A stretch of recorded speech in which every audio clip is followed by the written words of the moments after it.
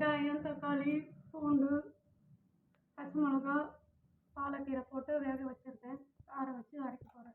அரைச்சி தாளிக்க போகிறேன். அவ்வளோதான். எல்லாத்தையும் உடச்சி தண்ணி கொஞ்சம் இங்களோட தண்ணியை ஆட் பண்ணி இதில் ஊற்றிக்கிறேன். கடையில் எண்ணெய் ஊற்றி தாளிக்கணும். தாளிச்சதை ஊற்றினோடனே ரெடி.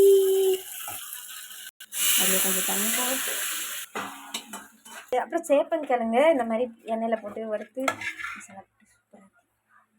ரைஸ் கலர்னா இன்னும் கொஞ்சம் போட்டுக்கணும்.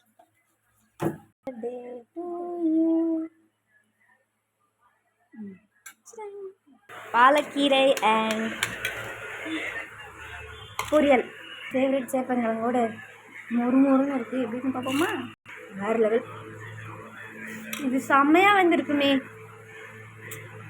சிப்ஸு மாதிரி அப்படியே காரம் மொறுமொறுன்னு சூப்பராக இருந்துருக்கு.